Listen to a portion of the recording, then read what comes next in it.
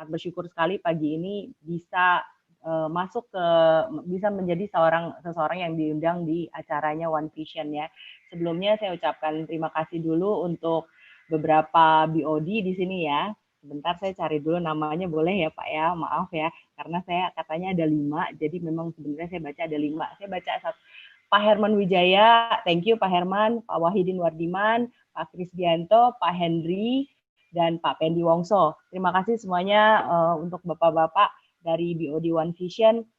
Izinkan saya untuk sharing di hari ini, di hari Senin. Semoga apa yang saya bagikan cukup menjadi sebuah motivasi buat teman-teman semua. Nah, waktu minggu lalu saya sempat bilang sama Pak Dimas, mungkin sharingnya ini saya bagi dalam 3 sesi ya teman-teman. Jadi yang pertama 30 menit pertama itu adalah mengenai background saya, terus 30 menit kedua saya akan membagi tentang tips ya. Tapi di sini saya tidak sempat membuat materi, saya sudah catat materinya. Nanti saya bacakan, teman-teman boleh siapkan kertas, nanti silakan dicatat juga. Terus yang 30 menit terakhir boleh dalam bentuk tanya jawab. Jadi mungkin itu lebih efisien. Gitu aja. Gimana menurut teman-teman? Oke, Pak? Oke, Mary. Oke, siap ya. Oke. Nah, jadi perkenalkan nama saya Mary. Saya lahir di Jakarta. Usia saya sudah tahun ini 43 tahun.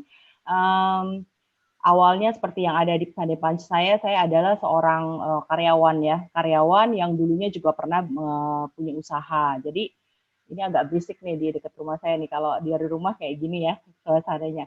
Jadi waktu itu saya nggak pernah berpikir ya untuk bergabung di asuransi, tapi ada satu kejadian selama 13 tahun saya kerja itu waktu di tahun ke-6 tahun sebelumnya itu suami saya sakit. Jadi waktu suami saya sakit, saya pikir yang namanya orang sakit ya biasa aja, maksudnya semua orang bisa sakit. Tapi ternyata sakitnya itu up and down. Jadi banyak hal yang terjadi, masuk rumah sakit, keluar, terus kerja, istirahat gitu ya. Terus nanti kerja lagi, terus nanti bulan depan sakit lagi gitu. Jadi sakitnya tuh kayak sambung menyambung, tapi saya pikir kok kadangkala dia terlihat oke gitu ya, dia bilang nggak apa-apa, ya udah bisa kerja lagi, ya udah dia kerja lagi. Ya saya juga kerja, dia kerja, kita berdua sama-sama sibuk kerja, pulang sampai rumah kita main sama anak, terus habis itu tidur seperti biasa, besoknya berangkat kerja lagi. Jadi rutinitasnya seperti itu gitu, karena waktu berkumpulnya nggak banyak, karena kita dua-duanya kerja gitu ya, sibuk. Kadang-kadang saya sampai malam, baru jam 7 baru sampai rumah gitu. Jadi mandi, istirahat semua jam 8 itu baru benar-benar rileks gitu. Jadi kayak gitu. Nah, waktu berjalan seperti itu, anak saya udah mulai sekolah ya. Waktu itu saya kerja di Sangrila, Hotel Sangrila, masih pakai suster ya, karena kan kalau nggak pakai suster susah kalau anak masih kecil. Jadi suster saya ngasih saya pertanyaan yang membuat saya berpikir gitu ya. Jadi saya suka kalau dikasih pertanyaan saya suka mikir ini apa yang dia sampaikan bener nggak gitu ya. Suster saya ngomong gini, non kapan libur non, dia bilang gitu. Saya bilang nggak ada libur. Jadi kalau saya pulang kampung gimana Lebaran? Oh ya udah kalau pulang kampung ya nanti sama mama saya dipegang gitu. Kan kasihan non, dia bilang gitu. Kasihan anak saya, maksudnya kasihan si Icel, anak saya namanya dipanggil Icel. Kalau non kerja terus, kapan ketemu mamahnya? Dia ngomongnya gitu sih. Terus saya pikir itu sih omongan biasa ya. Terus saya bilang gampang lah, ntar juga bisa ketemu kok. Kan tiap hari juga ketemu gitu kan. Ternyata saya pikirin kata-kata dia. Saya memang ketemu sama anak saya, tapi ketemunya itu nggak betul-betul benar-benar punya quality time ya. Jadi di situ saya merasa kalau saya pulang anak saya udah mau tidur. Jam 8 susternya udah masukin kamar udah tidur. Jadi kalau saya mau pergi dia udah bangun duluan, terus saya bangun, nggak lama sebentar main 5-10 menit, 5 menit lah kalau kita mau kerja nggak bisa lama-lama. Akhirnya saya udah berangkat. Jadi benar-benar waktu itu sedikit, Sabtu dan Minggu. Nah, kerja di hotel itu ada tantangan kalau misalkan lagi hari besar, saya mesti kerja. Saya mesti masuk. Contoh, Natal. terus OMU New Year gitu ya, itu hotel rame ya saat-saat itu. Jadi nggak bisa saya mesti gantian sama teman saya kalau saat-saat seperti itu. Terus ada lagi di masa-masa seperti Lebaran itu rame ya karena pembantu banyak yang pulang waktu itu ya teman-teman ya, nggak kayak sekarang ya. Jadi saya juga harus standby. Nah ada event-event seperti itu yang saya nggak bisa cepat-cepat pulang. Natal pun saya nggak bisa cepat pulang. Jadi saya mesti nunggu sampai udah kira-kira jam 6, jam 7 itu baru diizinin pulang. Itu pun ditanya dulu, kamu ke gerejanya Sabtu atau Minggu gitu. Maksud kamu ke gerejanya malam Natal atau hari Natal gitu ya. Jadi kadang saya suka bilang saya ke gerejanya bisa dua-duanya, saya bilang gitu. Jadi yang mana nih gitu, mesti tentuin. Jadi hal-hal seperti itu yang membuat saya kayaknya terbatas gitu ya. Jadi di situ saya mulai pikir ini kayaknya harus banting setir nih dalam pekerjaan. Waktu itu saya nggak pernah ada yang nawarin asuransi ya. Jadi saya pernah ada teman-teman yang di hotel itu sama-sama karyawan, dia juga jual asuransi, tapi dia nggak pernah ngajak saya jadi agent. Cuma dia nawarin saya jadi beli asuransi. Nah saat itu saya nggak mau beli sama dia. Saya pikir saya nggak kenal, ke satu, kedua saya nggak tahu dia seperti apa, dan ketiga dia juga bukan karyawan the best di kantor itu gitu. Jadi buat saya kalau dia bukan the best, saya nggak terlalu melihat gitu ya. Saya melihat seseorang dari apa namanya prestasinya gitu ya. Jadi waktu itu maaf nih suaranya kedengeran banget nggak ya? Ini seberang sini soalnya ada pabrik. Jadi kalau pagi dia ini kenceng gitu suaranya. Jelas kok, jelas Mary. Oke, jelas ya, aman ya. Oke, soalnya saya kedengeran banget di sini. Nah, jadi gini teman-teman, apa namanya? Habis itu saya berpikir saya harus ganti pekerjaan. Nah, saya putuskan saya jadi guru. Itu suami saya sempat tolak karena kenapa? Yang namanya kita kerja di hotel pasti lebih keren ya, lebih bagus, lebih keren, lebih ternama gitu ya. Walaupun secara gaji so-so lah ya. Waktu itu gaji saya 2000 berapa ya? 2009 kalau nggak salah 2010 itu sekitar 6 juta, 6 juta aja gitu ya. Jadi habis itu saya juga jualan. Nah, saya jualan di hotel, saya tahu di karyawan hotel tuh banyak ya, udah 2000 orang, departemennya banyak.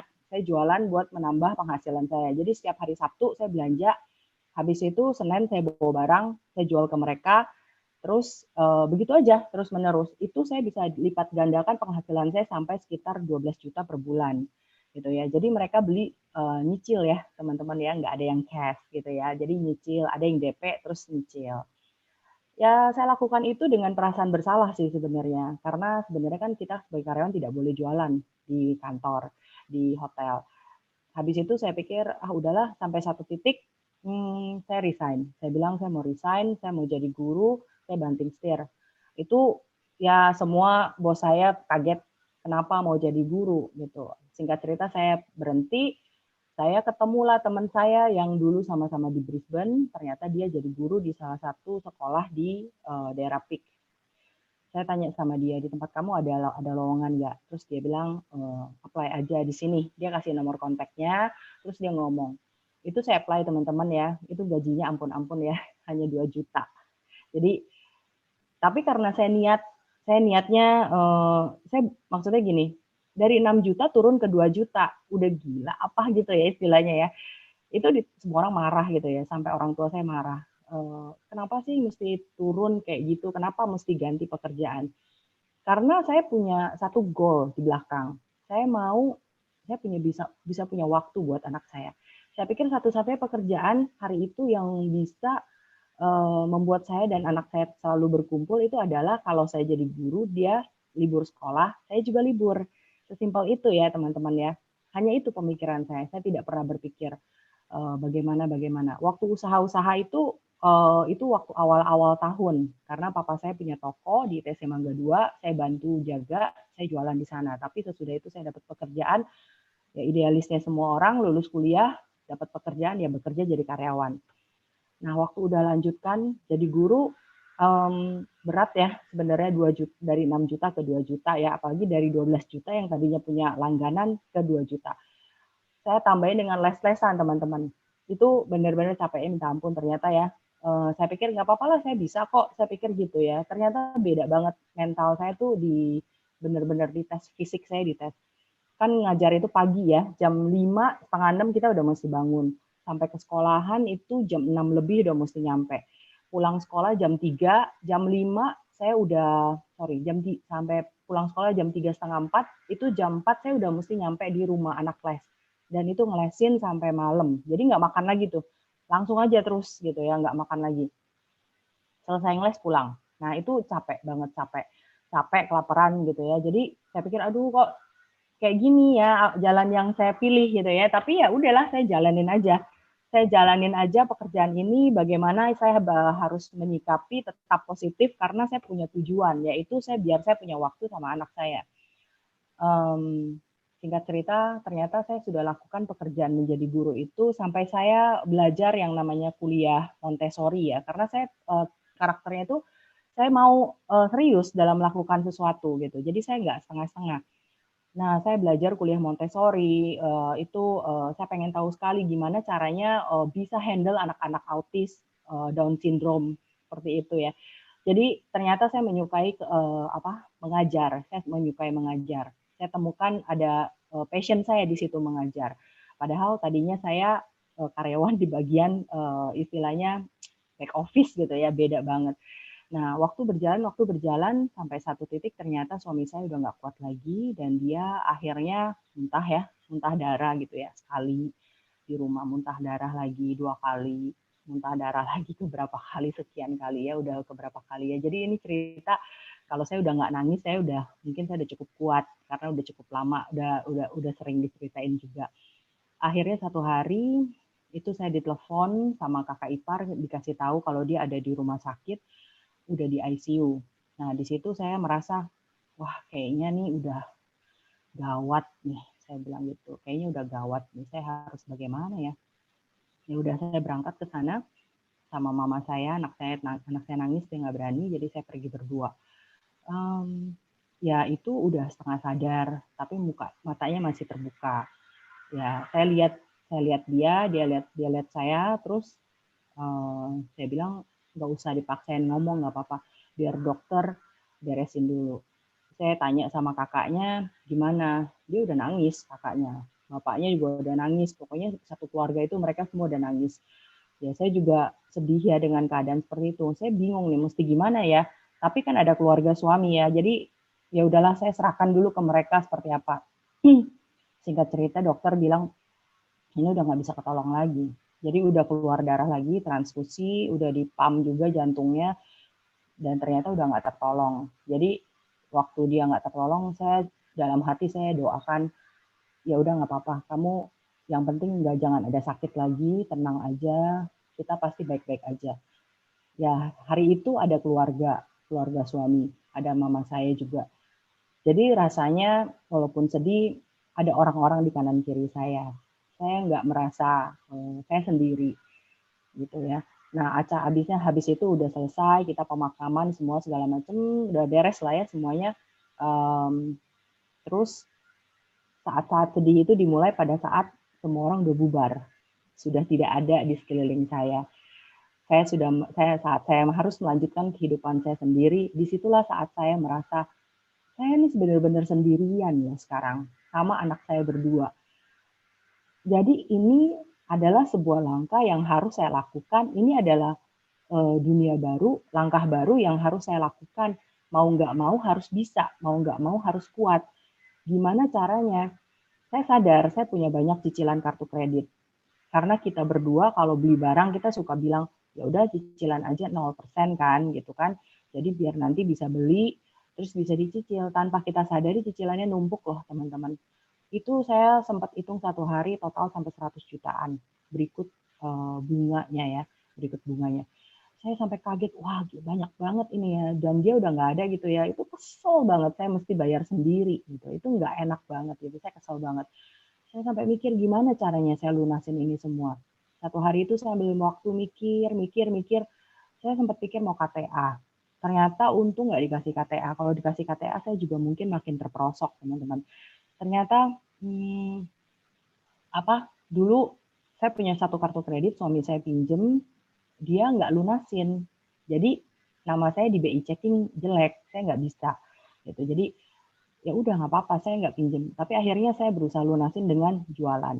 Saya jualan banyak barang, saya jualan online, saya jualan minuman, terus saya ngelesin, saya tambah murid lesin, terus habis itu saya gadain cincin kawin saya ke teman saya dengan bunga 10% ya, rentenir nih ya namanya. Itu saya 2 kali lakukan hal seperti itu. Untuk apa? Untuk putar duit, untuk bayar. Dan itu terus saya lakukan. Ketutup nggak? Nggak ketutup gitu ya. Ketutup sedikit, tapi nggak ketutup banget gitu. Itu telepon itu pasti tiap bulan ya, kalau udah deket jatuh tempo, udah lewat, terus menerus gitu ya, telepon cari saya. Saya bilang iya, iya, iya, iya, iya gitu. Saya berusaha tenangkan hati, tenangkan pikiran, saya nggak tahu caranya. Sampai satu titik saya ingat suami saya bilang, kalau saya udah nggak ada, nanti polisnya si Icel, polis anak kita, itu nggak usah dibayar lagi preminya. Saya ingat dia tiba-tiba dia ngomong gitu. Oh iya, kalau asuransi kan ada duitnya ya. Ya jadi semua orang pasti berpikir seperti saya. Kalau kita kepepet, yang dipikir apa? Ambil duit dari asuransi. Bener nggak teman-teman? Jadi ya sampai sekarang pun ketemu nasabah ada yang kayak gitu ya, mepet-mepet. Terus, waduh gimana ya? Ambil nggak ya? Ambil nggak ya? Saya cari dong agennya. Ternyata agennya bilang, dia udah pindah ke asuransi lain yang warna biru. Oh gitu. Nah itu kekecewaan saya pertama sama agen asuransi yang pindah. Jadi dia ngomong gitu, saya tanya. Pertama dia nggak mau bilang pindah kemana. Ada deh, kemana? Nggak apa-apa, ngomong aja. Ada deh, ngomong lagi, saya tanya lagi.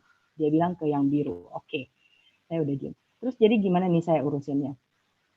Saya kirimin kamu form. Terus, oke, ya udah kirimin form. Saya coba cek, saya print.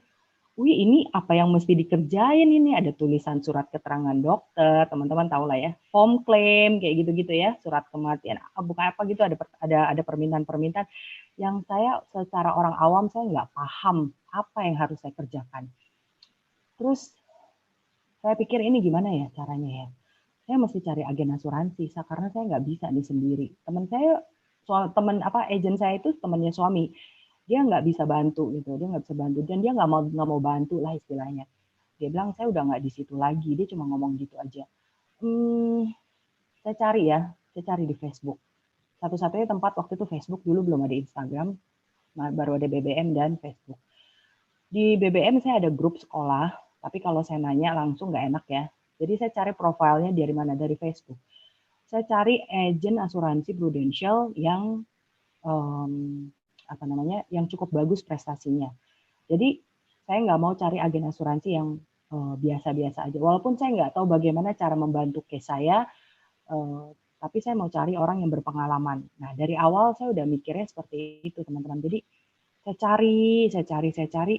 Ternyata ketemulah Ferawati. Dari sekian banyak teman-teman saya yang agen asuransi ya, ada yang postingnya sedikit, ada yang postingnya jarang, ada yang postingnya makanan melulu ya. Jadi teman-teman Prudential, teman-teman One Vision belajar dari cerita saya. Posting jalan-jalan melulu, tapi nggak pernah posting prestasi, nggak pernah posting apapun gitu ya. Jadi postingnya maksudnya bukan jalan-jalan luar negeri, nggak, jalan-jalannya di tempat di mana-mana gitu di Indonesia gitu ya. Terus saya lihat dari Ferawati, dia saat itu posting dia lagi ada di Eropa, di mana saya lupa ya waktu itu tahun 2012. Nah, sama tim itu waktu itu saya nggak tahu kalau dia sama tim. Rame, 12-20 orang apa berapa, rame banget. Ada suaminya, ada papahnya. Di situ saya lihat kok ada papahnya. Emangnya kalau kerja di Prudential bisa bawa papa jalan-jalan? Saya mikirnya gitu ya. Oh udahlah, kayaknya bagus nih, kayaknya oke nih gitu ya. Pilihan saya cuma dari foto teman-teman. Akhirnya saya kontak. Dia ada di grup sekolah saya karena dia adalah teman SMP saya. Saya kontak, saya tanya dia, saya punya polis asuransi tapi saya mau ambil duitnya, saya nggak ngerti gimana. Oh ya udah Mer, siapin aja buku polisnya, nanti biar supir saya ke rumah ambil. Terus saya bilang jangan dong, saya kan mau minta tolong kok. Maksudnya supir yang ambil saya nggak mau. Saya bilang jangan saya aja ke rumah kamu. Nanti kita ada Easter Day itu biasa kalau sekolah libur. Nah nanti ada Easter saya main ke rumah kamu ya, kasih alamatnya. Nah dia bilang oh ya udah kalau mau ke sini nanti anak kamu bawa baju renang ya, biar bisa renang di tempat saya. Wah, saya mikir ini kok hebat banget ya. Rumahnya ada kolam renang. Jadi, oke, saya iya aja gitu ya. Saya nurut aja karena memang saya pengen tahu juga seperti apa. Jadi waktu saya datang, dia tinggal di apartemen, dia lagi hamil, habis melahirkan anak ketiga. Dia bawa saya ke ruang kerjanya, buku polis semua ditaruh.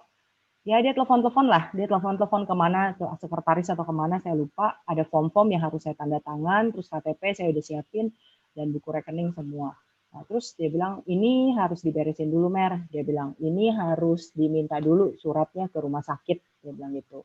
Jadi kayaknya harus ambil apa ya, surat kematian udah ada. Cuma surat dari rumah sakit yang saya belum pernah ambil. Nah, setelah sekian tahun, teman-teman, setelah saya sekian tahun di Prudential, saya tanya sama sekretarisnya atau sekretarisnya yang ngomong sama saya. Dia bilang waktu itu Bu Vera sendiri loh yang pergi ke rumah sakit urusin apa saya punya gitu. Jadi saya baru ngeh, wah ternyata dia nggak suruh sekretaris pergi, dia yang pergi sendiri ke rumah sakit itu untuk minta dokter apa form yang harus diisi sama dokter tentang mungkin rekam medis atau apa-apanya yang kurang ya, saya kurang paham.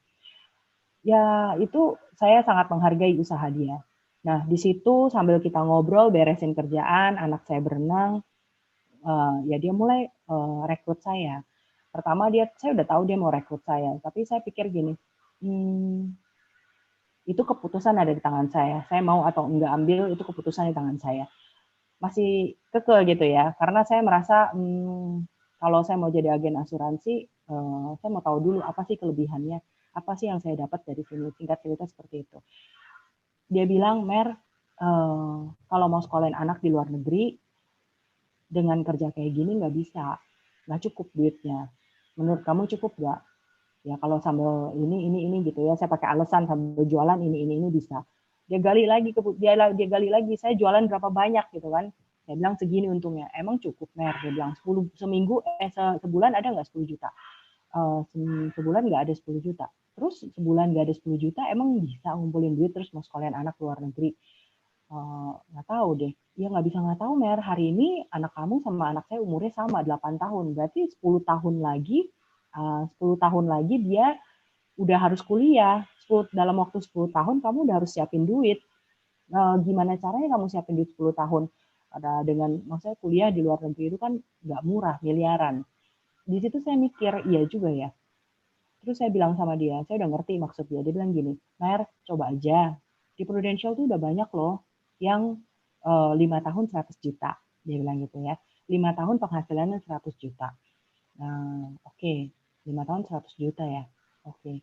Cobalah. Tapi saya sebenarnya nggak tertarik 100 jutanya. Saya cuma pengen tahu, bener nggak sih yang saya lihat di depan mata, Ferawati hari itu sudah berubah menjadi seseorang yang punya ekonomi lebih baik dari saya. Padahal dulu waktu sekolah, dia nggak punya uang jajan, kita pulang sekolah dulu masih kecil ya, naik beca, dia itu nebeng. Jadi dia nebeng dan dia nggak punya uang jajan. Jadi saya bisa bayangin sebenarnya hari itu keluarga saya lebih punya uang. Tapi kok hari ini dia jauh lebih berhasil dibanding saya. Apakah suaminya yang kaya atau bagaimana?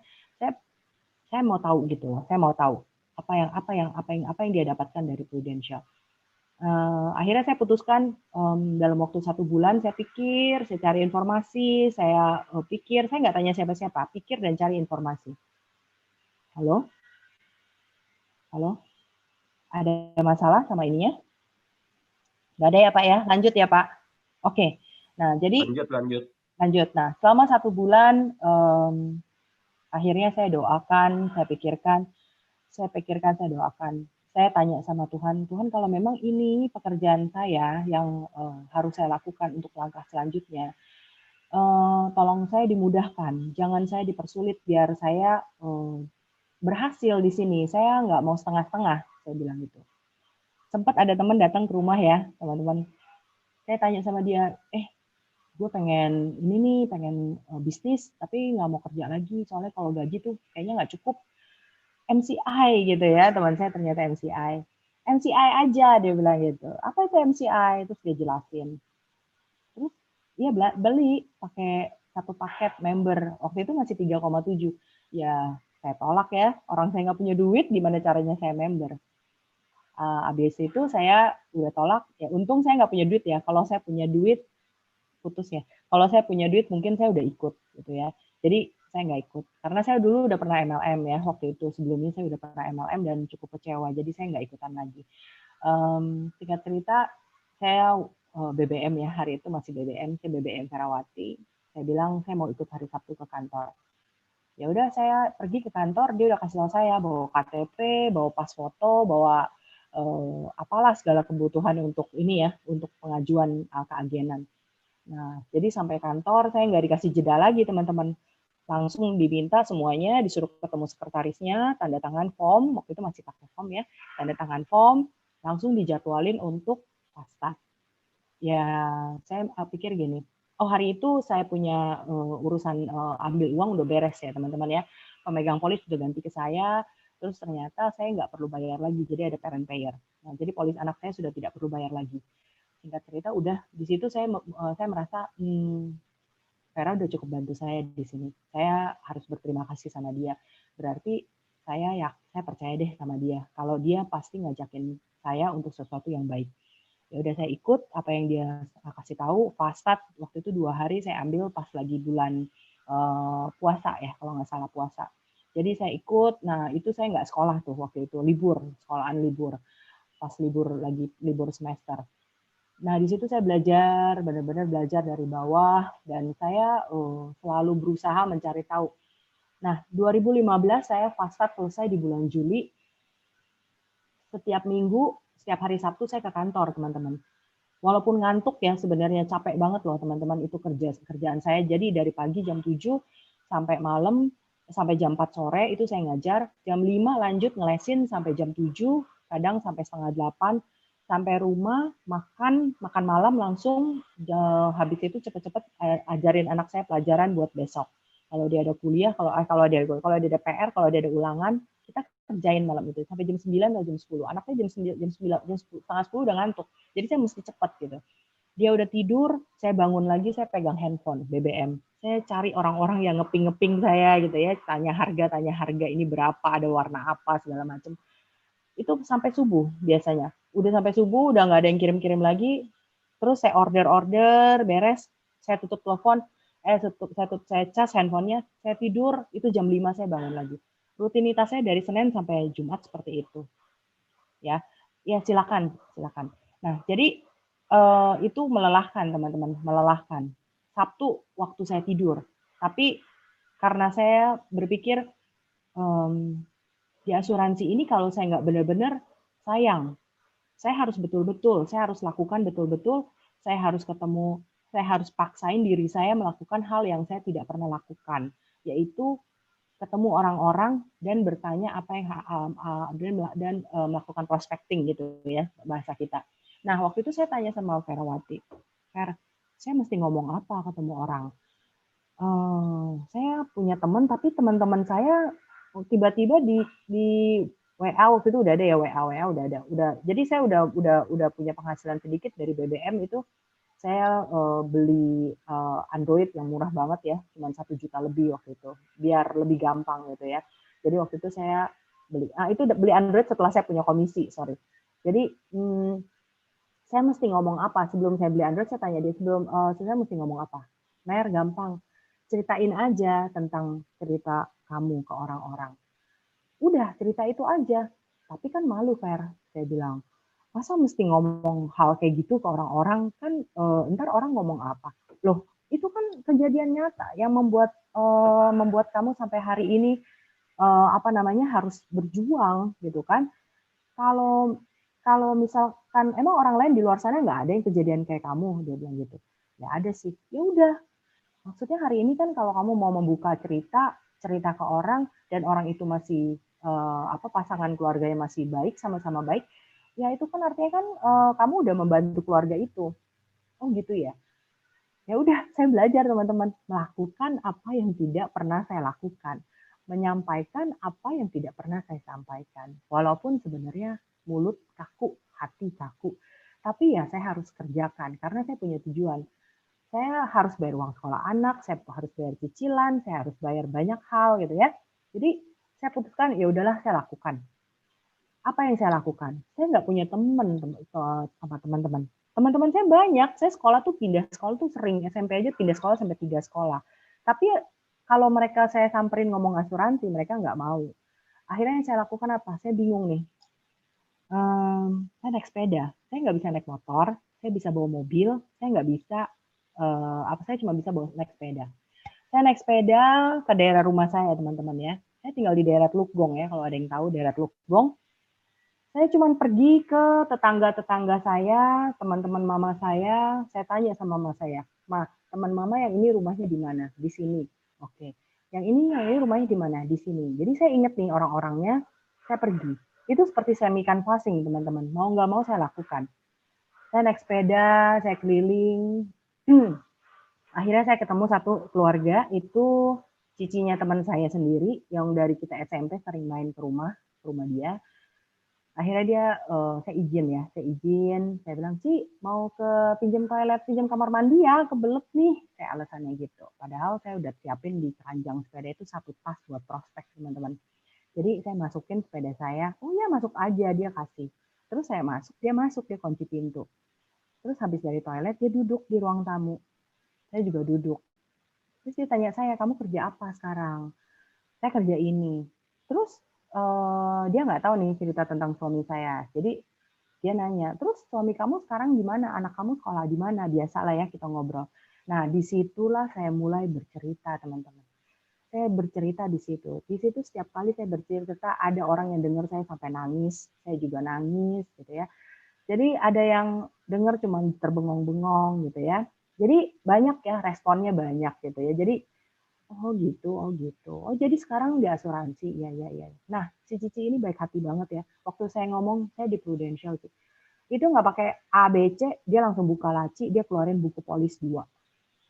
"Nih, kamu liatin, kita sekeluarga punya 2," dia bilang gitu. Yang satu ini orangnya udah nggak ada. Yang satu lagi nggak tahu nih. Ini gimana nih cara ngeceknya?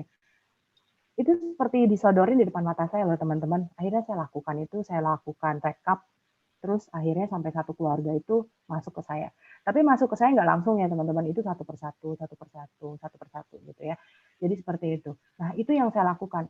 Akhirnya dari satu keluarga itu saya merasa, kayaknya pola ini berhasil nih.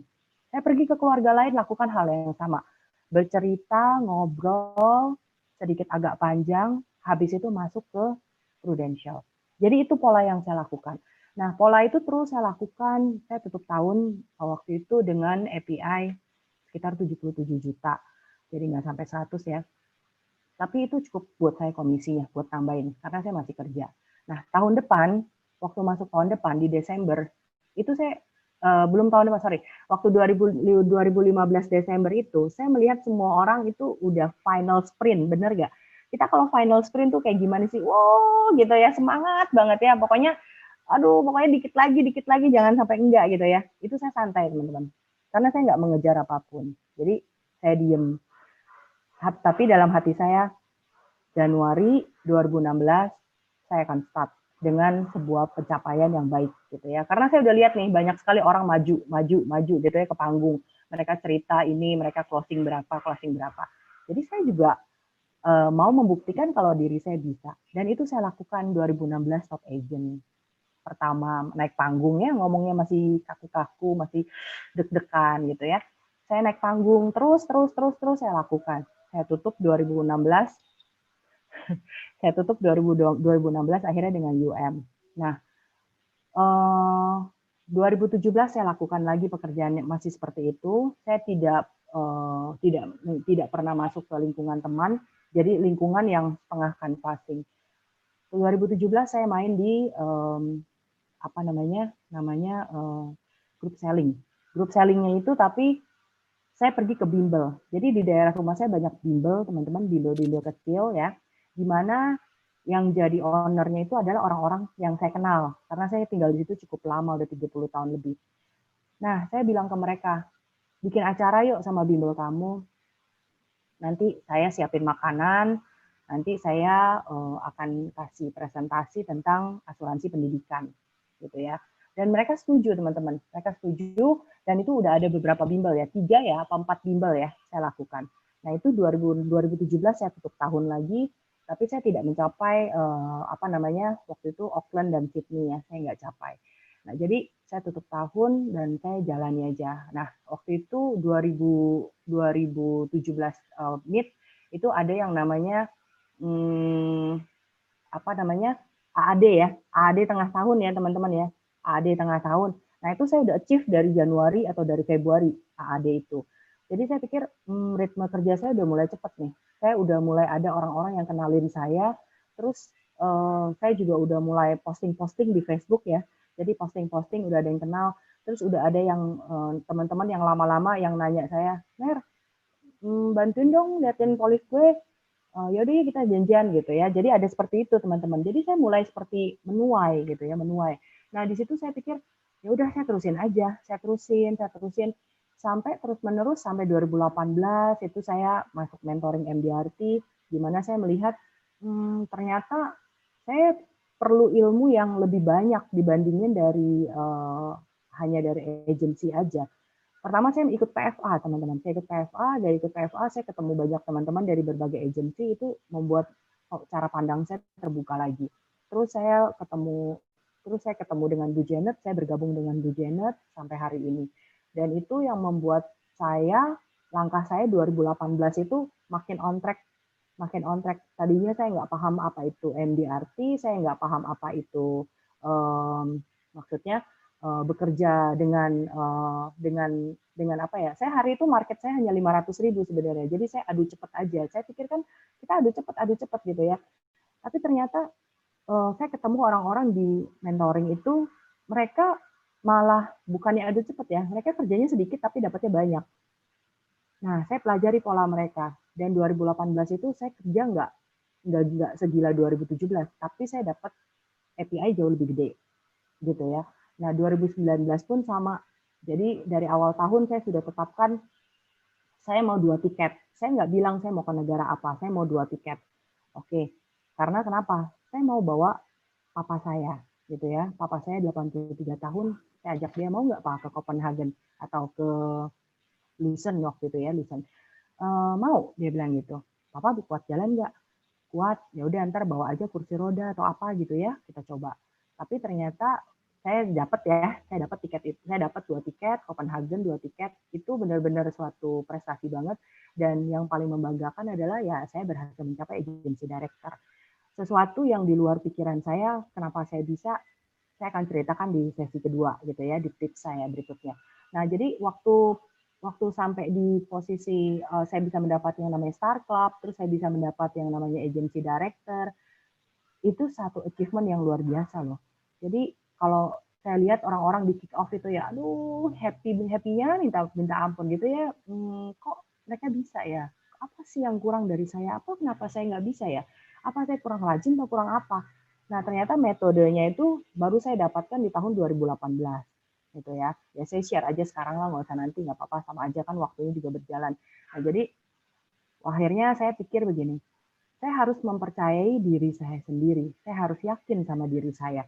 Saya nggak boleh berpikir kalau saya ini tidak bisa. Saya harus berpikir saya bisa. Saya harus mengafirmasikan kata-kata saya gitu. Saya mau apa itu saya harus catat. Setiap malam saya punya yang namanya jurnal syukur.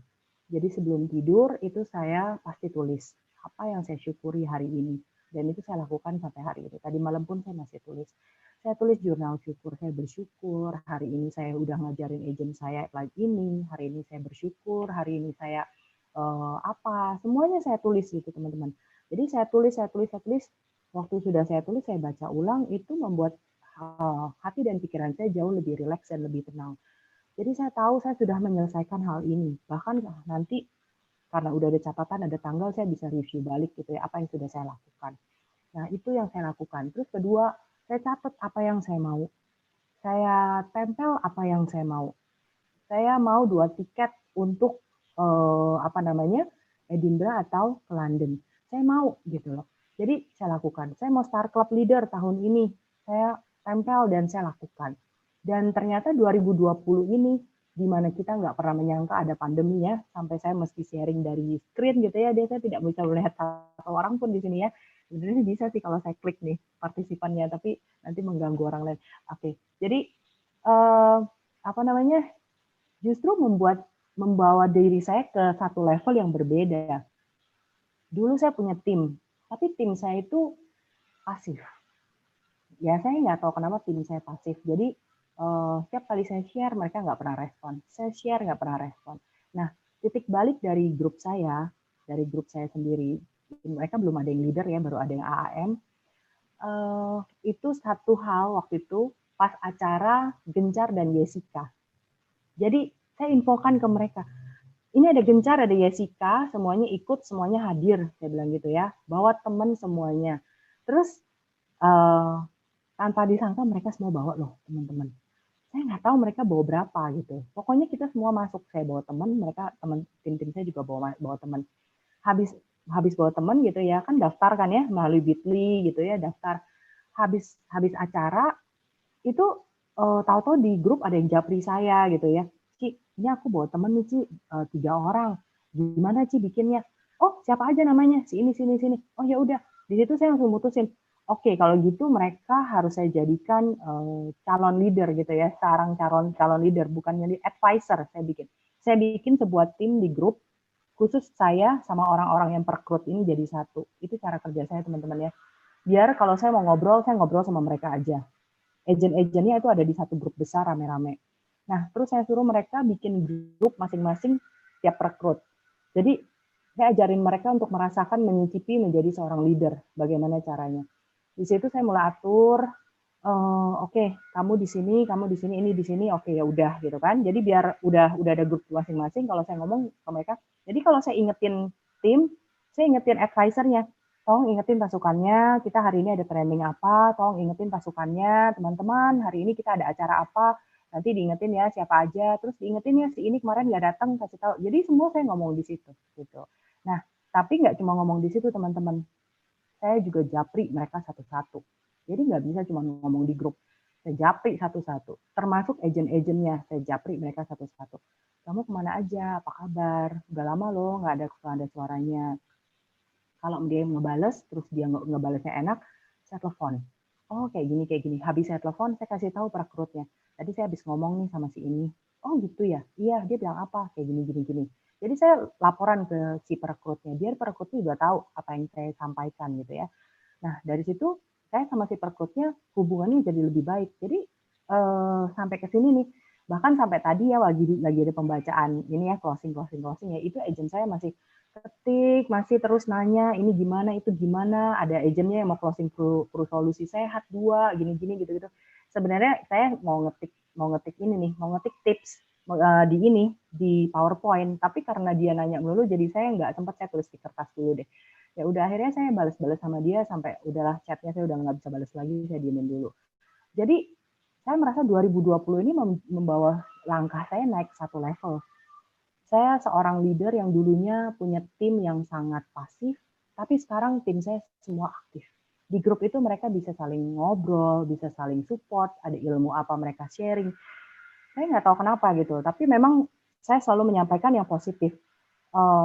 Jadi saya merasa, wah grup ini akhirnya hidup nih dengan total semua dengan kita total itu ada 30 lebih ya, 38 orang di dalam kalau nggak salah, agent lama dan agent-agent baru gitu. Apakah semua agent baru sudah jalan? Belum. Agent baru masih ada yang belum pecah telur sampai sekarang. Tapi ada yang sudah mulai pecah telur. Jadi saya kebut mereka untuk Juni ini ya. Juni ini kan ada yang namanya kalau closing pecah telur itu 200.000, terus mereka dapat Prulits lagi 300.000. Itu saya sounding terus menerus gitu. Jadi mereka di situ semangat dan mereka jadi oh iya oke gitu loh.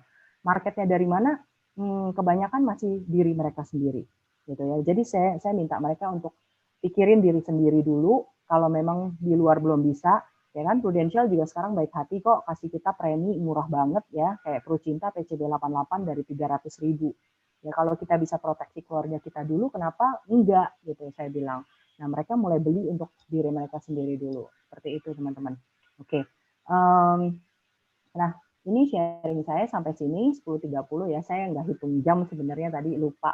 Terus untuk selanjutnya saya mau kasih tips ya teman-teman ya selama pandemi ini. Tapi kan kita udah ketemu orang ya sekarang ya. Saya udah lihat beberapa teman-teman mereka udah ke mall, udah duduk di kafe, udah ada yang rekrut di kafe gitu ya. saya belum keluar, saya akan keluar minggu ini, saya sudah planning buat janji ke depan. Nah, ada sebuah tips yang saya bisa share ke teman-teman, semoga ini kepake ya, dan ini juga tips yang buat saya bagus sekali. 7 tips untuk mendapatkan apa yang kita inginkan dalam hidup kita. Yang pertama adalah lakukan yang tidak kamu mau lakukan untuk mencapai apa yang kamu mau capai. Lakukan apa yang kamu tidak mau lakukan untuk mencapai goal kamu. Simpelnya seperti itu. Jadi seperti tadi saya bilang, saya nggak pernah prospek orang-orang yang tidak begitu saya kenal. Tapi saya harus lakukan. Saya nggak pernah berani untuk menceritakan tentang diri saya, keadaan diri saya. Tapi saya lakukan, gitu loh. Saya paksa diri saya lakukan. Karena kenapa? Saya harus mencapai goal saya. Saya nggak pernah mau jadi guru, tapi saya punya goal, biar saya punya waktu sama anak saya. Itu saya lakukan.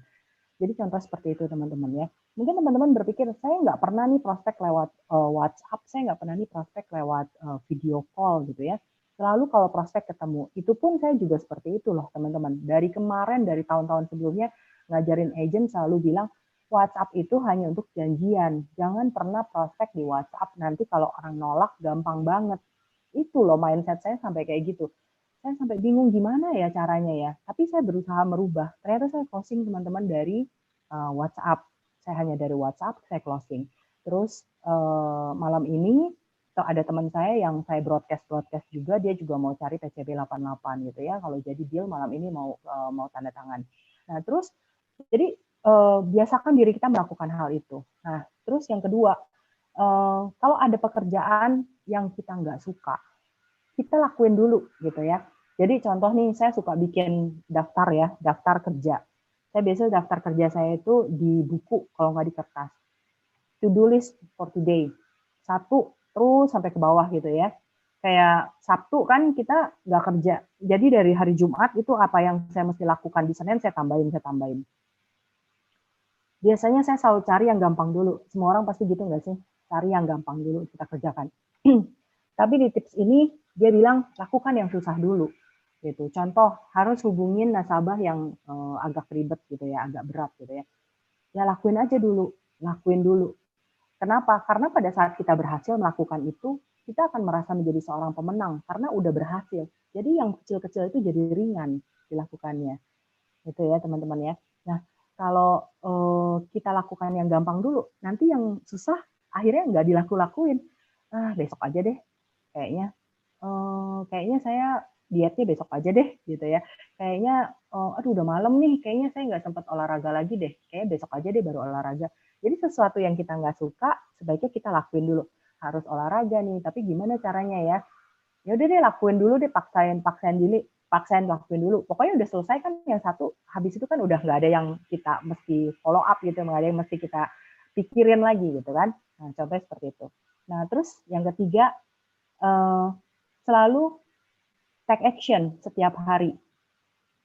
Apapun yang kita lakukan, kita kerjakan on track menuju ke arah goal kita.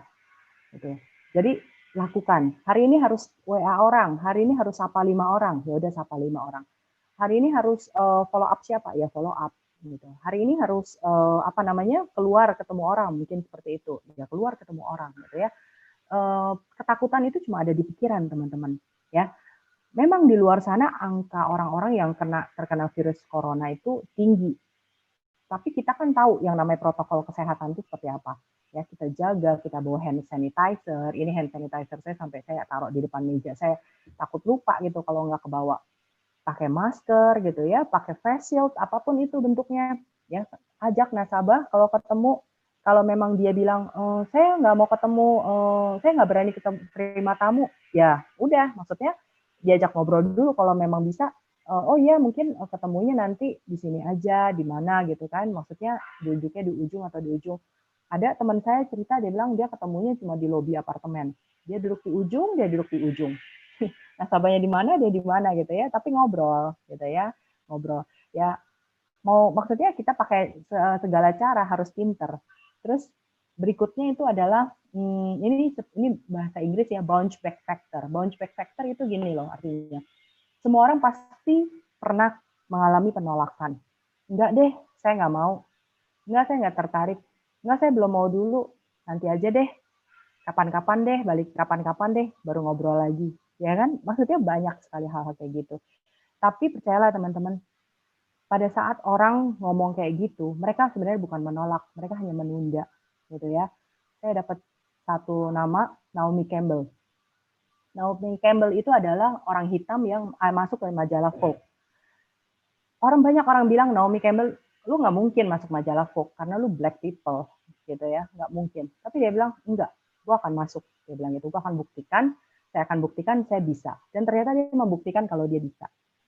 Jadi itu bukan penolakan, tapi itu adalah hanya sebuah penundaan. Dan itu penolakan itu bukan benar-benar penolakan, ya. Nah, terus yang berikutnya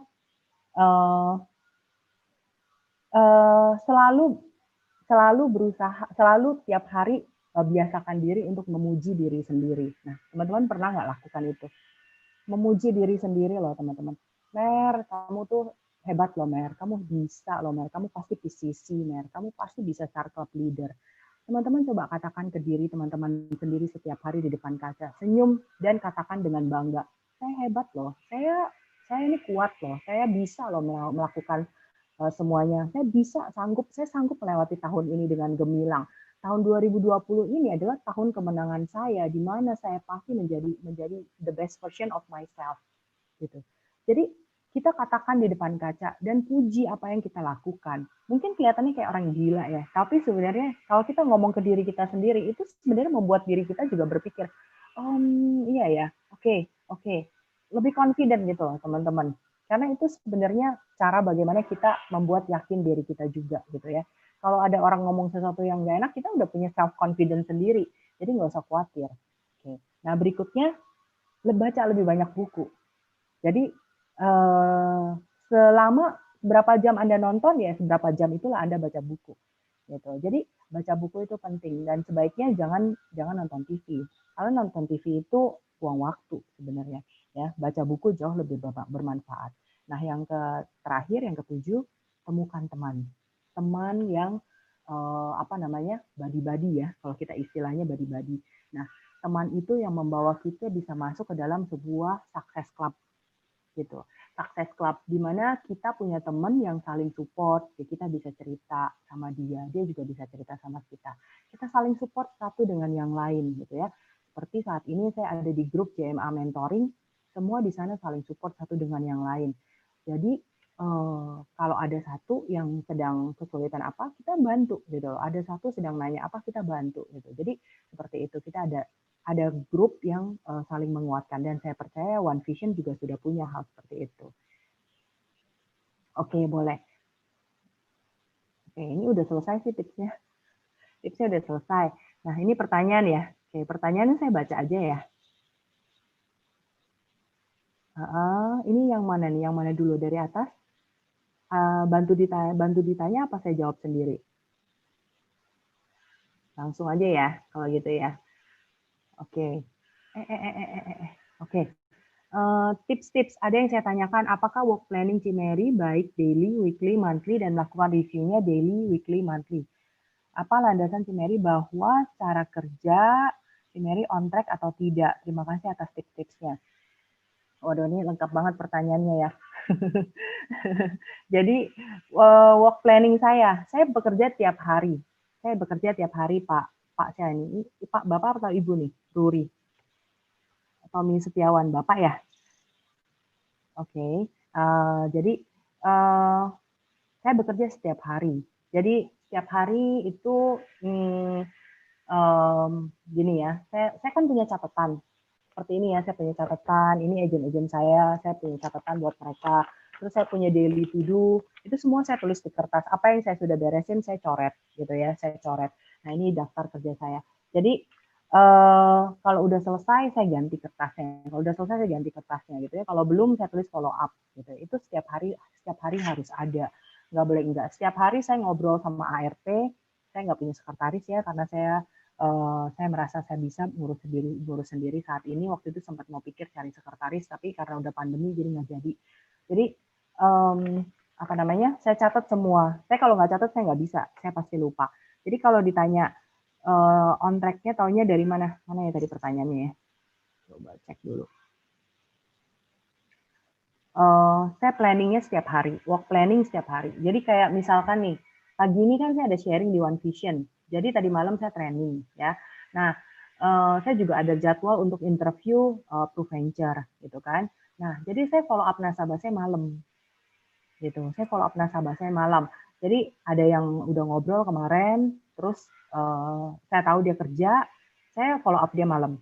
Jadi jam 7 gitu ya, kira-kira jam 6 saya udah WA dia. Saya udah WA dia. Nanti ini jam 6 saya udah WA dia gitu. Terus saya juga komit, saya berusaha komit ya. Kemarin-kemarin saya sempat stop untuk posting di sosial media. Karena saya merasa kayaknya saya nggak ada yang perlu diposting, padahal banyak banget yang mesti diposting.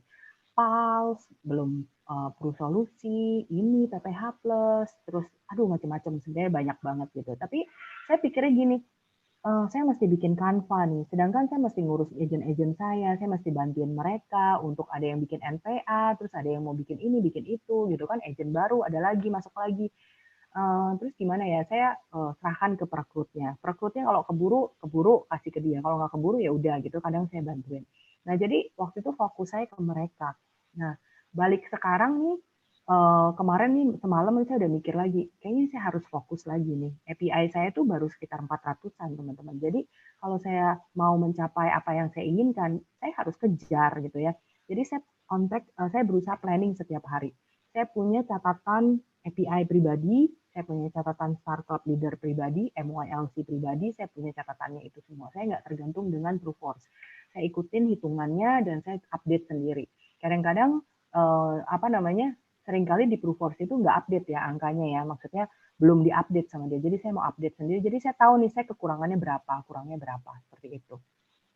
Terus apa landasan Cimeri bahwa cara kerja Cimeri on track atau tidak? Landasan landasan maksudnya apa ya? Maksudnya apa nih landasan, saya kurang paham nih. Kalau boleh suaranya dibuka biar bisa ngomong langsung. Boleh Mbak Ruri? Oh Mbak Ruri. Iya, saya ya, Mbak Mary. Iya. Maksudnya landasan on track itu maksudnya cara kerjanya ini udah oke apa enggak gitu, Cimeri? Oh, cara kerjanya. Iya, Oke. cara kerjanya. Ya, kalau cara kerja kan ini tahun 2020 ini kan memang sebenarnya cara kerja kita sama aja. Cuma kondisinya kita di rumah dan kita nggak bisa ketemu orang, ya kan? Berarti yang saya lakukan sebenarnya sama aja gitu. Saya tetap hubungin orang, saya tetap kontak orang gitu ya. Nah, berhubung rata-rata orang-orang udah jadi nasabah saya. Tahun lalu saya banyak dapat referensi. Jadi itu referensi tiba-tiba yang saya lagi visit nasabah di rumah sakit tiba-tiba dikenalin, ada yang lagi di Pro Hospital Friend lagi duduk cari buku polis nggak ada, terus saya kenalan, akhirnya jadi nasabah saya. Jadi karena saya visit-visit ke tempat-tempat, jadi mereka jadi nasabah saya. Nah sekarang bagaimana caranya? Nah saya broadcast, siapa aja yang ada di daftar kontak saya broadcast. Untuk menjadi landasan saya apa ya? Yang udah saya lakukan lagi. Gitu. Karena saya percaya kita rajin aja broadcast, rajin kontak nasabah, itu pasti mereka ingat kok sama kita. Bahkan nasabah yang udah komplit ya, istilahnya PPH ada, CCB ada, ISCC ada, Linktem ada, udah lengkap gitu ya produknya sama saya beli. Itu masih nanya, Mer, cicipunya udah tercover belum ya COVID? Nanya sampai 2 kali loh teman-teman. Udah tercover. Oh gitu ya, nggak ada yang kurang. Nggak ada yang kurang. Saya masih bilang, saya pikir, aduh mau ditambahin apa ya? Kayaknya apa namanya, dia juga kemampuannya segitu gitu. Cuma memang dia beli semuanya satu sedikit gitu. Jadi saya nggak mau. Oh udah ya. Jadi kalau ada COVID dapat kan, di cover kan? Iya di cover sih, di cover. Oh gitu. Kartu bisa kartu. Bacain lagi dong apa aja sih manfaatnya gitu. Jadi sebenarnya orang di luar sana mereka juga khawatir gitu. Polisi seperti apa. Terus saya mikir, kalau mereka khawatir, apa yang harus saya lakukan ya? Saya WhatsApp, saya broadcast ke nasabah saya. Saya bilang ke mereka, Bapak, Ibu, semua klien Mary, tidak usah khawatir. Saya selalu ada mendampingi Anda semua. Apapun yang terjadi, saya selalu mengupdate segala semua informasi. Jadi saya sampaikan seperti itu. Kadang saya telepon, sekedar ngobrol gitu ya. Jadi saya tanya nih, keadaan gimana, sehat apa enggak. Kalau dia bilang keuangan lagi nggak bagus, ya saya nggak nawarin apa-apa gitu. Kalau misal dia bilang kerjaannya lagi oke, saya baru ngomong gitu ya.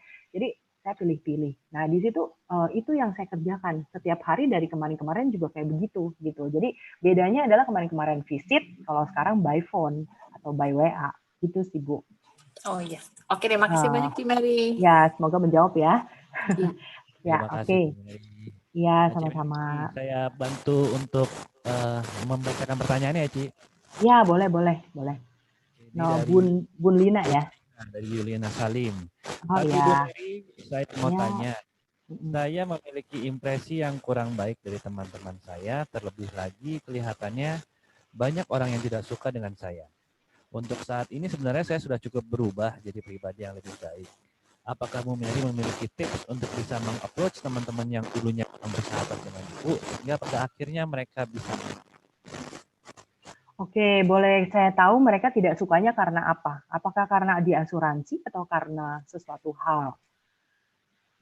Ada beberapa yang bilangnya sih kurang ada pengalaman yang buruk sama agen asuransi. Kemudian ada juga yang secara pribadi mungkin kurang bisa cocok gitu sih. Lebih ke situ sih. Oke, berarti sebenarnya mereka punya pengalaman yang nggak enak sama agen asuransi, bukan sama Ibu Bulina ya. Ini Bu Lina ya kan panggilnya? Ya. Ya, Bu Lina. Oke, sebenarnya mereka punya pengalaman buruk sama agen asuransi, bukan sama Lina. Saya punya saudara satu ya. Ada beberapa sih saudara saya belum masuk. Jadi saya tanya sama dia, mau nggak beli gitu kan? Ini buat kamu gini. Cici, saya nggak beli ya, soalnya saya nggak suka sama agen asuransi. Kenapa? Ya, saya punya teman satu maksa banget kalau misalkan ketemu pasti suruh beli gitu loh. Kayaknya nggak enak banget deh kalau ketemu orang asuransi. Nah, itu alasannya dia waktu itu ke saya. Jadi ternyata dia punya pengalaman buruk sama agen asuransi. Ya kita tunjukin kalau kita nggak seperti dia. Gimana cara nunjukin ya? Yang pasti masuknya jangan ngobrolin asuransi. Yang pasti masuknya adalah berteman seperti biasa tanpa menyebutkan embel-embel prudensial atau asuransi. Gitu. Jadi kalau arisannya arisan, jangan ngomongin asuransi. Kalau kalau ngumpul yang ngumpul, jangan ngomongin kerjaan gitu ya. Jadi kalau lagi ditanya lagi ngapain, ya ngapain lah gitu ya. Maksudnya, oh iya habis meeting, habis training gitu ya. Ya terserah mereka mau mikirnya itu ke prudensial apa enggak, itu kan cara berpikir mereka. Yang penting dari kita nggak ke situ. Dan satu lagi tunjukkan dengan prestasi. Karena teman sekolah saya nggak ada yang beli sama saya. Teman sekolah saya pindah sekolah banyak, Bu Lina, sampai SD, SMP 3, SMA 1 ya, SMA 1 sekolah. Terus belum kuliah di Singapura, terus kuliah di Australia. Yang masuk ke saya itu ada dari Australia tuh sejak kuliah di Australia ada satu keluarga. Yang dari SMP ada satu orang, itu pun 2 orang servicing agent dan mereka nggak merubah apapun gitu ya, walaupun sudah saya tawarkan. Ya udah, tapi tetap saya tunjukin kalau saya tetap bisa berprestasi, ya saya nggak mikirin dia. Karena kalau saya mikirin dia, habis energi saya. Saya mendingan mikirin yang lain, mikirin bagaimana saya bisa melalui hari-hari saya dengan lebih baik. Gitu. Jadi, kalau misalkan kita fokus untuk meng-approach orang-orang itu, kayaknya jangan dulu sampai mereka sembuh gitu loh, sampai mereka lukanya sembuh dulu gitu. Jadi biarinin aja gitu. Mereka akan melihat dengan sendirinya kok. Pas satu hari kalau mereka tiba-tiba berpikir, oh iya asuransi, pasti dia ingat sama Bu Lina karena Bu Lina tetap eksis. Gitu Bu. Ya, semoga menjawab ya Bu. Ya, terima kasih. Ya, oke. Nah berikutnya Pak. Berikutnya ini Bu, dari Bu Magdalena. Pagi Bu Mary, setiap orang pasti pernah ada masa down, apalagi dengan kondisi yang semuanya berasa kurang mendukung, dan dengan dorongan why dan lain-lain. Tapi kadang suka lelah dan merasa sanggup nggak ya? Apa yang membuat Bu Mary bisa survive dari kondisi seperti itu? Oke, ini pertanyaan yang saya lalui juga di tahun 2020. Thank you buat Bu Magdalena. Jadi waktu tahun 2019 saya tutup tahun itu dengan sangat gemilang. Saya sampai merasa, wow, ini kok saya bisa ya melewati masa ini. Saya tuh sudah beres AD saya dari November loh teman-teman. Oktober apa November ya, pokoknya udah beres gitu. Jadi saya nggak merasa saya uber-uber. Nah itu saya merasa pekerjaan saya sangat banyak dibantu dengan kekuatan pikiran. Jadi kekuatan pikiran yang membuat saya melangkah. Orang sampai di kantor bilang, Mer, sehari prospek berapa? kayaknya tiap minggu closing terus. Saya ketawa aja dalam hati, malah seminggu kadang prospek cuma 1 atau 2 gitu ya, tapi sekali ketemu closing gitu. Jadi sesuatu yang tiba-tiba nongol di depan saya dan tiba-tiba itu memang udah di ini ya, maksudnya kekuatan pikiran, dan itu sudah disodorkan ke saya dan closing akhirnya. Nah, akhirnya saya mau ulang lagi dong hal yang sama di tahun 2020. Di Desember saya kerja lagi. Untuk kapan? Untuk Januari. Saya udah tahu nih, di Januari saya punya 1 calon nasabah yang pasti closing lumayan sama saya, dan itu saya sudah kerja dari Desember. Dan terbukti itu di minggu pertama itu saya udah closing API udah 100-an gitu ya. Januari saya udah closing API 100-an. Nah, Februari terus saya closing lagi. Maret saya closing lagi gitu ya. Sampai Maret itu saya udah closing lagi, tapi waktu udah Maret itu ini ya, bukan benar-benar, maksudnya dari Februari punya yang udah belum issued, akhirnya issued di Maret. Terus saya mikir, wah ini corona nih. Itu saya ngeliatin TV loh teman-teman. Aduh gimana ya, begini nggak bisa, begitu nggak bisa. Terus saya ngurusin klaim ada nasabah saya keluar masuk rumah sakit sampai 2 rumah sakit. Itu sampai 18 hari totalnya. Dan saya memang nggak selalu visit ke situ. Dia bilang gitu, Mer nggak boleh besuk. Dia bilang gitu. Oh ya udah. Jadi saya besoknya rumah sakit yang sebelumnya. Nah itu udah mulai keadaan tuh udah mulai pakai masker tuh di situ. Udah mulai info-info corona segala macam. Sambil saya tetap urusin klaim, saya juga khawatir loh Bu. Saya khawatir, aduh saya galau, gimana ya, ini gimana ya gitu ya. Malah saya jadi bukan mikir solusi, malah mikirin ininya gitu. Jadi saya sempat merasa down. Itu down-nya ternyata saya rasa waktu kita ada award ya, monthly award. Nah, nama saya nggak muncul di situ. Nama saya nggak jadi top, satu pun nggak jadi top. Wah, itu satu benar-benar saya merasa, ya ampun, ini kenapa saya mikirin kayak gini ya? Ini saya mesti gimana nih? Saya mesti bangkit nih. Nah, itu di situ satu titik itu habis acara hari Sabtu itu, saya langsung ambil kertas saya bikin planning. Saya mau apa gitu loh. Saya tulis apa yang mau saya lakukan, saya tulis gitu ya. Terus hal pertama itu adalah saya harus memaafkan diri saya dulu. Saya memaafkan diri saya kalau saya bulan Maret saya belum berhasil. Saya maafin kalau saya ini pernah lupa gitu loh. Sempat lupa kalau 1 bulan itu saya nggak on track. Saya merasa saya habisin waktu saya itu tanpa satu buah achievement dalam bulan itu. Gimana caranya? Akhirnya saya tulis, saya minta maaf sama Tuhan, saya tulis di situ, saya curhat di kertas di buku saya, terus saya bersyukur hari ini API saya segini, saya bersyukur semua yang perlu saya syukuri, dan saya menerima dulu keadaan itu yang pertama. Saya terima dulu. Kalau kita nggak bisa terima, kita kecapean gitu ya. Terus habis saya terima, terus habis itu ya kalau saya perlu istirahat, saya istirahat, saya perlu tidur, saya tidur gitu loh. Jadi biar saya rileks, saya santai. Habis itu baru saya inget lagi gitu loh, ingetin lagi tujuan saya tahun ini adalah saya mau bisa mencapai apa gitu ya. Saya kan waktu itu ngomongnya PCC, saya mau PCC agent dan Star Club leader. Oke, PCC agent Star Club leader. Saya mau bertiga, saya, mama saya dan anak saya. Saya bayangin teman-teman, saya print gambarnya, saya tempel di tembok, saya liatin YouTube-nya, di Scotland ada apa, ada Harry Potter kayak di mana, Harry Potter tuh ada di mana, Station 9/3/4 itu di mana gitu ya posisinya, kalau jalan-jalan tuh kemana. Jadi saya membawa pikiran saya tuh naik gitu ya, membuat saya happy. Akhirnya saya udah nggak down lagi. Jadi kalau down, maksudnya kita jangan tenggelam di situ. Cari sesuatu yang membuat kita lebih happy, lebih relax gitu ya. Tapi kita tahu ini untuk memperbaiki apa yang sudah down itu loh. Gitu. Mudah-mudahan paham ya Bu apa cerita saya gitu. Kalau belum paham nggak apa-apa, nanti japri saya aja. Terus ini Rizka ya. Ada tips Bu, terjawab nggak Bu Magdalena kira-kira? Nanti nggak apa-apa ngobrol lagi ya Bu ya kalau belum ya. Karena ini sesinya agak panjang nih kalau urusan down. Apa ada tips khusus buat agent baru di era pandemi? Nah, agent baru banyak nih. Saya punya agent baru banyak banget tuh teman-teman. Total 20. Ada yang jalan, ada yang enggak. Terus gimana caranya mereka bergerak gitu ya. Tiap hari kan kita megang handphone. Betul ya teman-teman kalau ngetik mulu ya. Kadang saya pakai WhatsApp web, saya ketik di laptop gitu ya. Terus kalau saya ketik di laptop, apa namanya, ketik-ketik terus, ngomong-ngomong terus, ya kalau kebanyakan ketik juga mereka juga capek. Akhirnya apa yang saya lakukan? Saya japriin mereka satu-satu. Advisor-nya saya japriin satu-satu. Si ini gimana? Udah apa namanya? Udah diomongin apa belum? Terus gimana dia? Terus gimana? Jadi saya diskusi dengan advisor-nya atau perekrutnya. Apa yang harus mereka lakukan gitu ya? Iya nih gimana ya? Nah mereka kan bukan leader, mereka juga nggak pernah tahu. Mereka taunya rekrut. Jadi setiap orang tuh beda-beda. Ada yang jago jualan tiba-tiba dia rekrut orang mau, tapi dia nggak bisa pegang orang itu.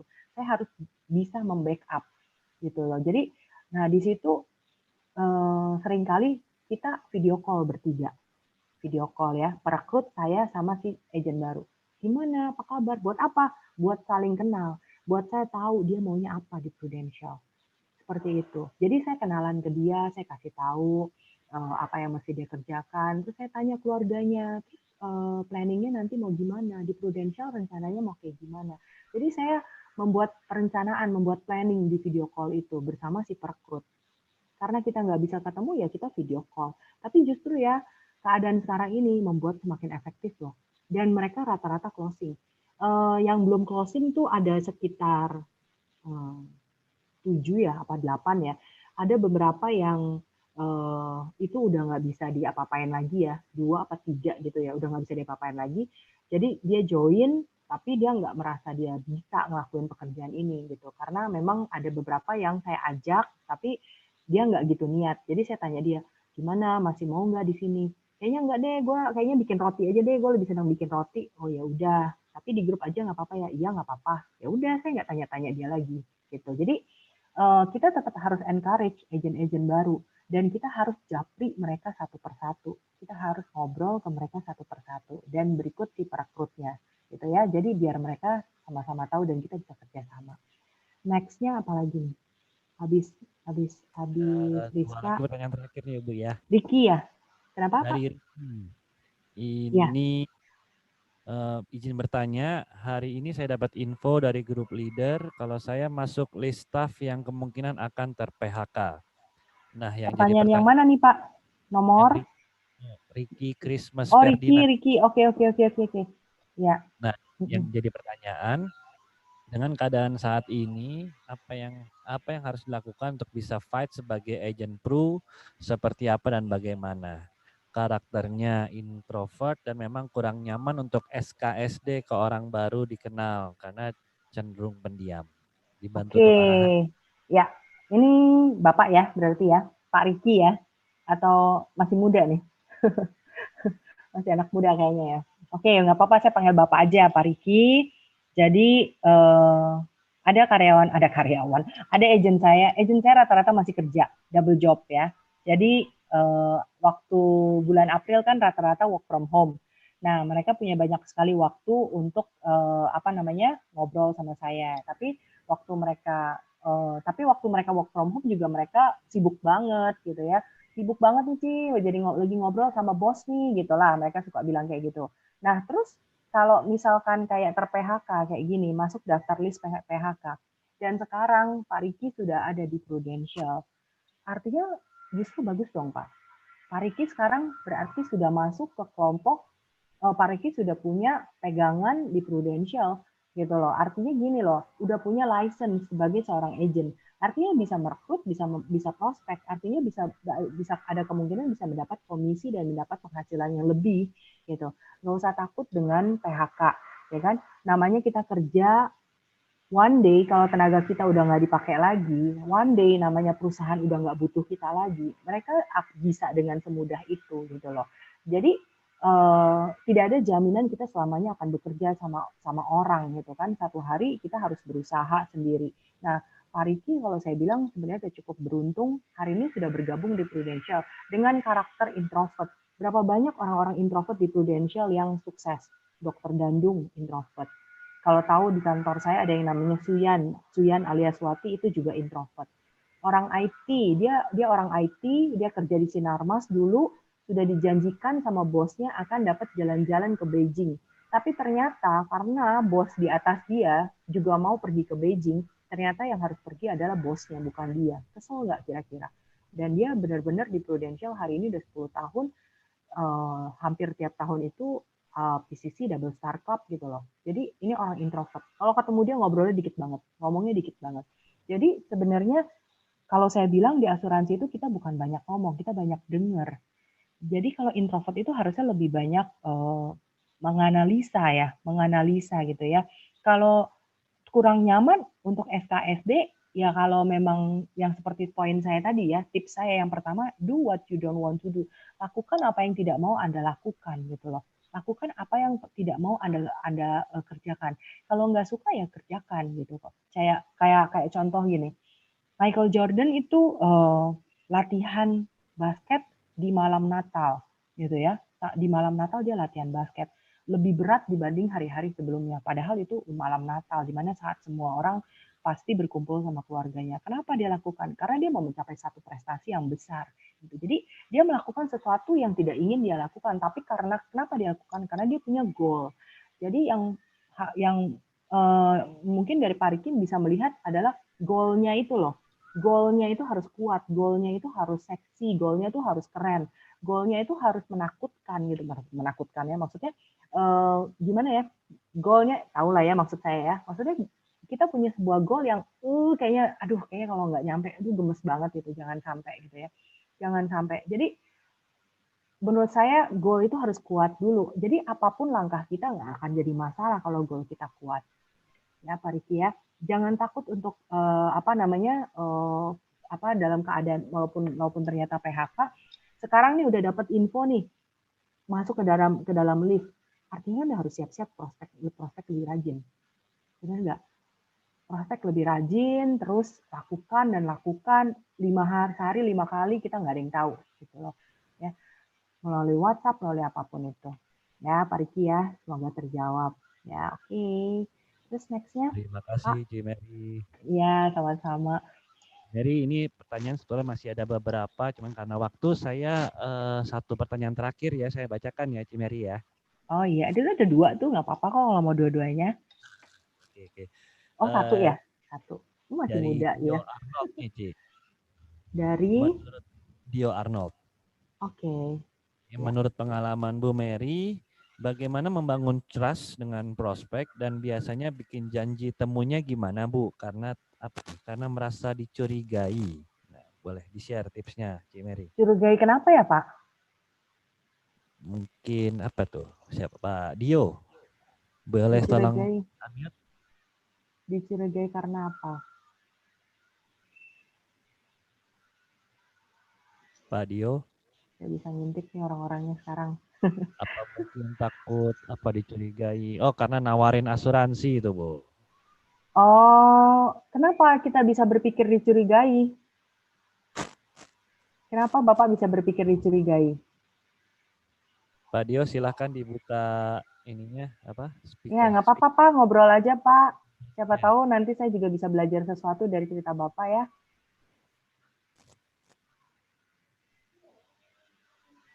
Mana Pak Dionya?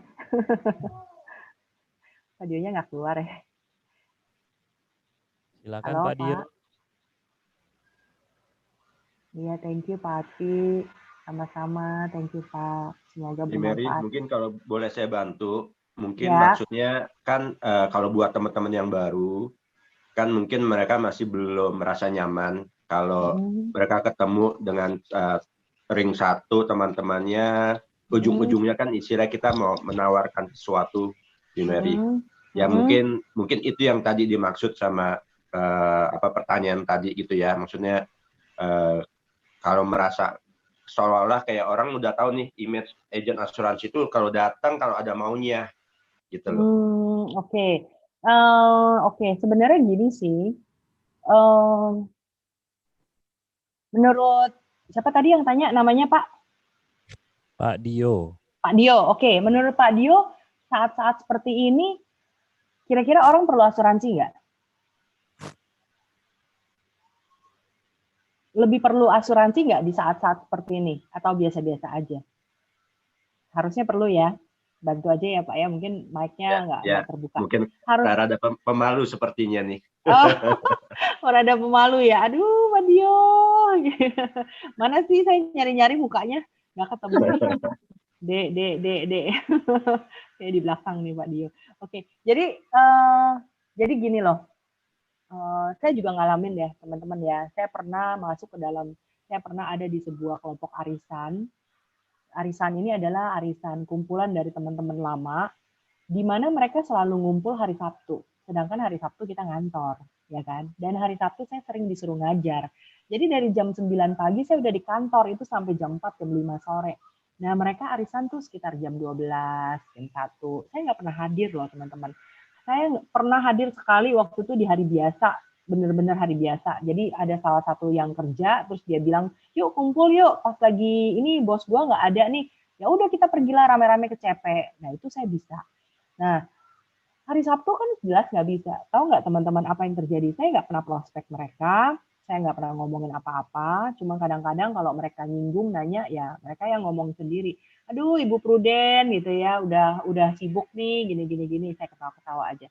Tahu-tahu satu hari ya, saya merasa kok grup ini nggak ada suaranya. Mereka meninggalkan grup itu diam-diam dan mereka pindah grup. Mereka pindah grup. Saya sadarnya gara-gara apa? Nggak mungkin lah mereka diem sehari. Itu pasti tuh suaranya udah rame banget gitu setiap hari. Jadi saya nggak sadar itu udah lewat berapa hari. Kok nggak ada suaranya ya? Nah, ternyata hari itu saya lihat di Instagram. Mereka posting foto rame-rame tanpa saya. Kan berarti mereka ngumpul dong. Saya nggak diajak. Oh, begitu.